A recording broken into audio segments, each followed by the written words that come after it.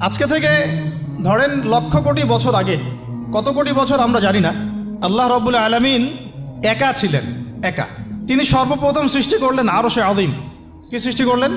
আরশ আল্লাহ রাব্বুল আলামিনের একটা এমন স্বতন্ত্র সম্মানিত একটা সৃষ্টি, যেটা সবচেয়ে বড় সৃষ্টি, এর চেয়ে বড় কোনো সৃষ্টি নাই। এমনকি কিয়ামতের মাঠে এই আরশের ছায়া আল্লাহ রাব্বুল আলামিন 7 শ্রেণীর মানুষকে ছায়া দিবে। সুবহানাল্লাহ। ওই 7 শ্রেণী সম্পর্কে আমরা অন্য হাদিসে পড়ে নিব, অনেকে হয়তো জানেন। তো আরশ সৃষ্টি করার পরে আরশটা ছিল পানির উপরে। কোথায় ছিল? পানির উপরে। সূরা হুদের মধ্যে আছে। আমি শুধু রেফারেন্সগুলো আপনাদেরকে সূরাগুলো বলে দিব, বাসায় গিয়ে আপনারা পড়বেন। প্রত্যেকটা আয়াত কিন্তু এখানে ধরে ধরে বলার সময় নাই আর কি আমার কাছে। তো আরশটা ছিল পানির উপরে।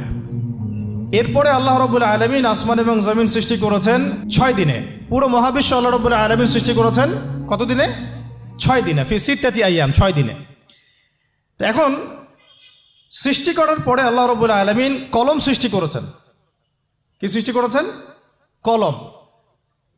ইলমের সাথে যে কলমের সম্পর্ক, এটা একটু পরে আরো ক্লিয়ার হবে আপনাদের কাছে। আল্লাহ পাক কলম সৃষ্টি করে বলেছেন, উকতুব, কলম তুমি লিখো। কলম তো আমাদের সংজ্ঞা মতো জড় পদার্থ, তাই না?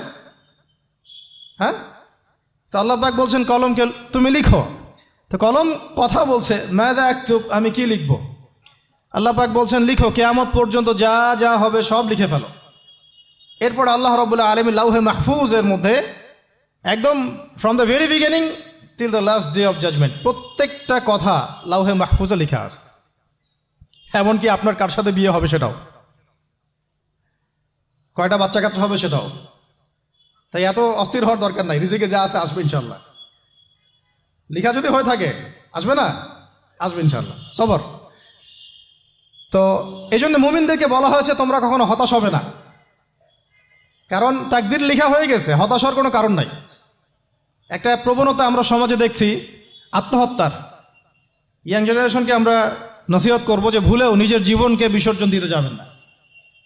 আল্লাহ রাব্বুল আলামিন আপনাদেরকে সৃষ্টি করেছেন তার ইবাদত করার জন্য এবং তার জমিনে তার দিনটাকে প্রতিষ্ঠা করার জন্য।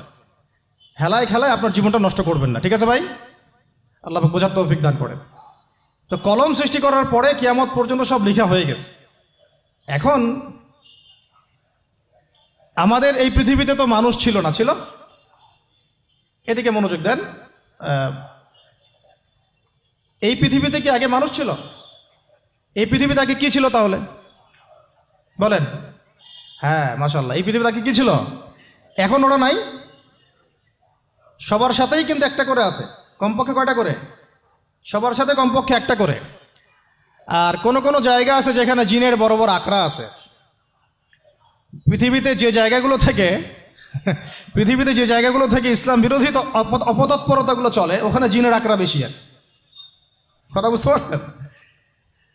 তো জিন জাতিকে আল্লাহ পাক ধ্বংস করে দিয়েছেন তাদের পাপের কারণে, আল্লাহ দ্রোহিতার কারণে, অবাধ্যতার কারণে। এখন আল্লাহ রাব্বুল আলামিন ইরাদা করলেন পৃথিবীতে আমাদেরকে সৃষ্টি করবেন, মানে মানুষকে সৃষ্টি করবেন। আল্লাহ পাক তার সমস্ত ফেরেশতাদেরকে একত্রিত করলেন। ঘটনাটা কিন্তু খুব ইন্টারেস্টিং। আমি জানি এখানে ওলামায়ে কেরামও আছেন, তবে আমি সবার জন্য প্রযোজ্য হয়